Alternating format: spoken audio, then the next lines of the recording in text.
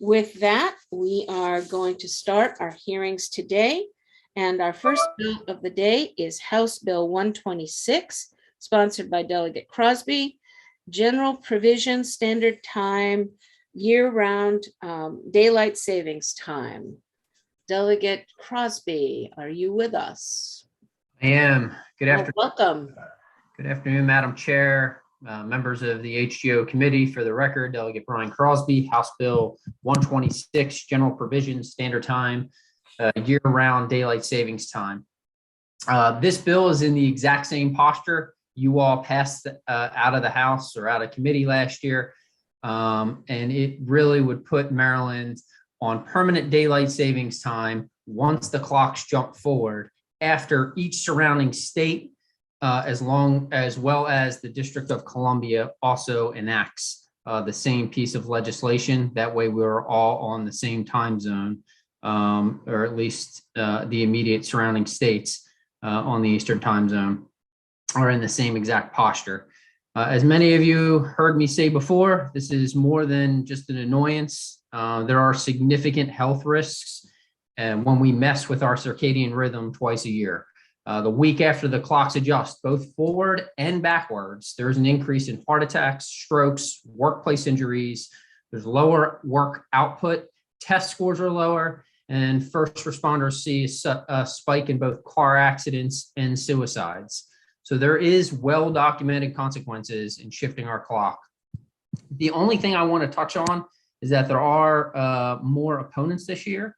And then they argue that the school start times would be adversely affected by daylight savings time, and students would be traveling to school in the dark. I am actually in agreement that currently schools do start a little early, and I applaud their efforts, such as the Arundel County Public Schools, to move start times back. But the school start times are only part of the issue and part of the data. And I think that can be addressed more at a local level. If you look at the totality of the data, it really favors daylight savings. And I'll just give one measure, is that crime is lower when there is more sunlight in the evening. And you can go through a whole host of metrics. Additionally, if you look at most polls, and I think that even the committee last year, when I brought the bill forward, I think you all were polled.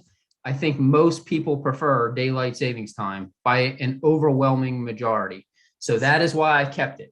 To be completely frank, I'm more or less impartial to which way we go, just as long as we stop messing with the clock. I know some of you have kids, and I've talked to many members of the committee who say they struggle to get their kids out of bed for school or get them to sleep the night before school after they adjust it.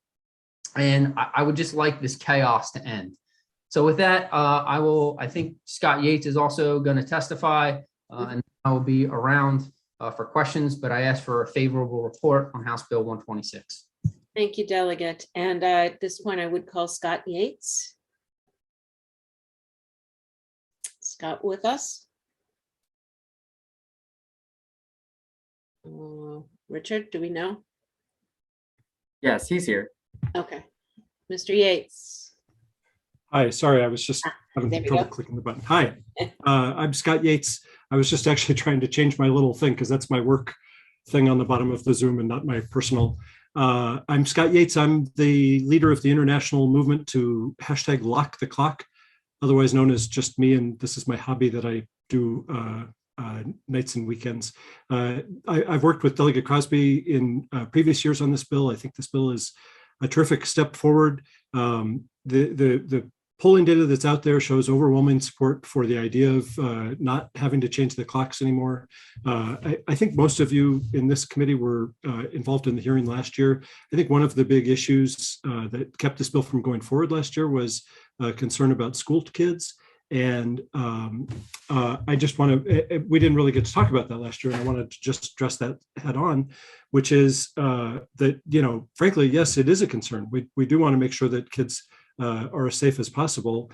Locking the clock in daylight saving time actually is the best way to have them be as safe as possible. All the data is that kids are much safer in the with more daylight in the afternoon. Kids coming home, if they stay at school even a little bit longer in the winter for sports or whatever, and they're going home in the dark, it's in a much more dangerous situation for them. And to be going home in the dark. You may hear anecdotal evidence that it's less safe for kids to be going to school in the dark. That has been studied over and over and over by the Department of Transportation, by the state of Washington, and there's never been any truth to it. The best thing you can do for pedestrian safety, for all pedestrians, but especially for kids, is to have permanent daylight saving time. The other issue is just start times for, especially in the high school. It is true that, my high school kid just graduated and is now at college, and those later teen years, they definitely need their sleep. And I think passing a bill like this is a great call to all of the school boards to say, hey, it's time that we really take a science-based approach to when our bill start times are, and we should be pushing those much later. But I'm a big local control guy, so I think that the school board should be making that decision, but this will give them the impetus to be able to make that decision. I'm happy to answer any questions, and thank you very much for the opportunity to speak with you today. Thank you very much, Mr. Yates. That is the sponsor panel in favor of House Bill 126. Are there any questions of this panel? Seeing no members of the committee, I do have a question, Delegate. Do you have any indication from DC, Virginia, if they're on track for this? Not every surrounding state is on track for this, but there are a bulk of them with bills in their House legislature. So I'm praying. Okay. Honestly, Madam Chair, I think that it's really going to come down to if New York does it, I think the rest fall. Okay. All right. Thank you for that. All right. Seeing no further questions, we do have a panel of unfavorables. I'd like to call to the screen Lisa VanBuskirk. Thank you. Good afternoon, Chair Pendergrass, Vice Chair Pena-Melnick, and members of the Health and Government Affairs Committee. Thank you for the opportunity to testify again in opposition to House Bill 126. I am Lisa VanBuskirk, the leader of Start School Leaders Maryland in Anne Arundel County chapters. My written testimony contains more detailed remarks.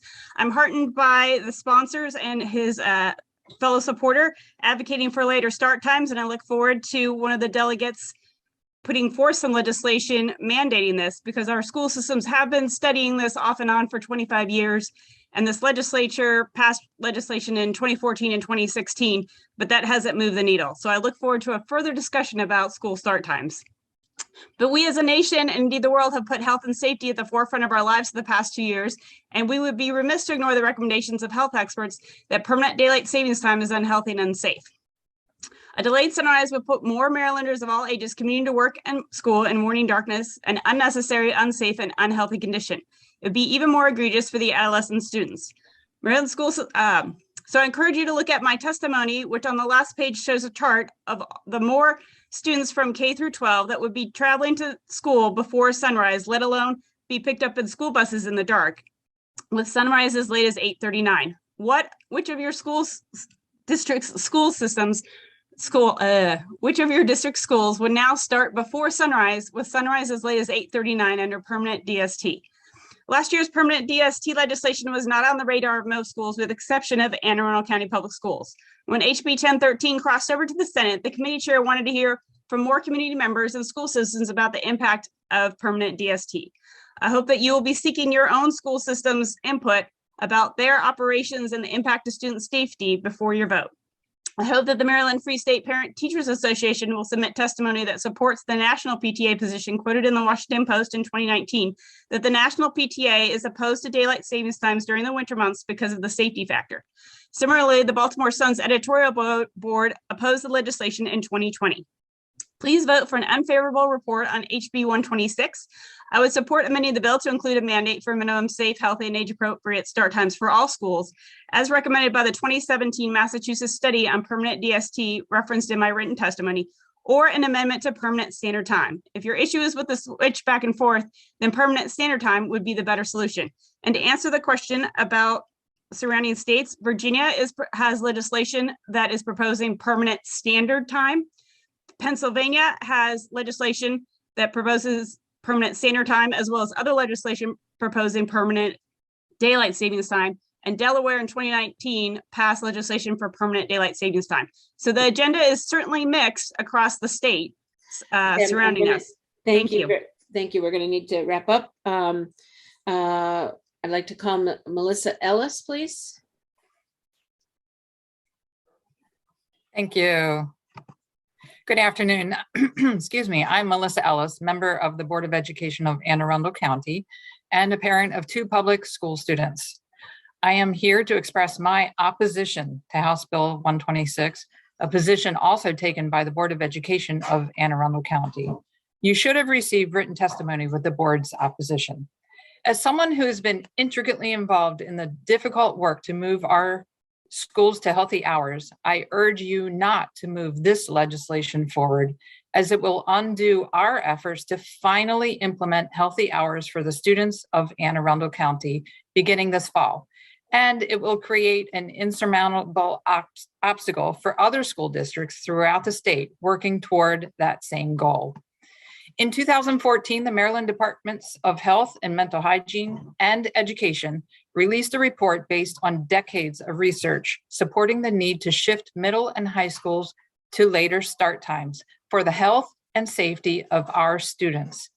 I will not take the time to detail that research here, but in 2016, Governor Hogan signed into law the Orange Ribbon for Healthy School Hours, a bipartisan bill to recognize school districts that do the work necessary to create healthy school hours for their students. This fall, Anne Arundel County will be the first school system to become eligible for the top tier of the Orange Ribbon, and other school districts are moving in that direction, finally.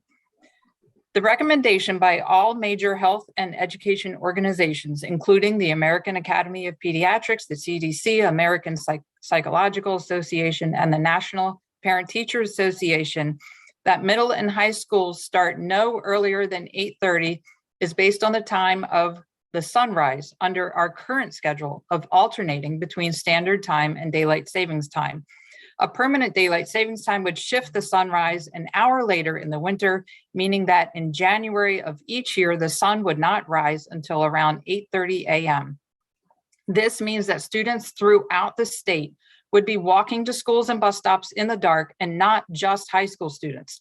This experiment was tried in 1994 under President Nixon, and according to articles in the Baltimore Sun and Smithsonian Magazine, the law was repealed following the deaths of several children in accidents in the pre-dawn hours. It is true that House Bill 126 does not address school hours or prevent school systems from making further adjustments, but starting high school at 9:30 a.m. is not only impractical, it is not possible with athletics and after-school activities and jobs. So I'm going to need to wrap up. Okay, I recognize that the change is difficult, and I take no position on a permanent standard time, but permanent daylight savings time has been tried. It's not good for our students. It's not good for our community. Please do not repeat that mistake. Thank you. Thank you. I'd like to call JP. Hello, thank you for having me here. My name is JP. I am a retired software engineer. I'm an amateur astronomer. I'm the president of the nonprofit Save Standard Time. We are 501c4 recognized. We have scientists and doctors on our board. We are asking that you oppose this bill. We support permanent standard time, and we oppose permanent daylight saving time. This bill would end clock change in the wrong direction. Polling shows that more Americans prefer permanent standard time, not permanent daylight saving time. If you were to ask your constituents, would they willingly set their alarm clocks an hour early in the dark, cold winter, they would say no, but that's what this bill would force them to do. It would delay your sunrise to as late as 8:39 DST and past 8 a.m. DST up to 3.4 months. Most school and work begins around 8 in the morning. Some begins even at 7 in the morning. So for nearly a third of the year, November through February, you'd be forcing millions, not just to wake in the dark, but to travel to and begin their school and work in the dark. That's depressing and it's dangerous. Biologists are asking that we not start school before 8:30 a.m. If you were to institute this bill, we'd need to push that to 9:30. It would just not work. There was a mention about heart attacks. Heart attacks actually decrease in the fall back. They increase in the spring forward. There was a mention about crime. Crime decreases briefly when the clocks change, but when you look at the long term, that just levels out. So this crime is not a way to defend this bill either. The Maryland Sleep Society opposes permanent daylight saving time. The Southern Sleep Society, the National PTA, the National Safety Council, dozens more across the US, Canada, and the world. And finally, this is just federally prohibited. If you want to meet your constituents' demand to end clock changes as quickly as possible, that would be federally pre-approved standard time. So I ask please that you oppose this bill, recommend its amendment to permanent standard time. I'm glad to answer any questions you might have, and thanks very much for having me here. Thank you, Mr. P. And thank you, panel, for presenting here today. Are there any questions from the committee of this panel? Okay.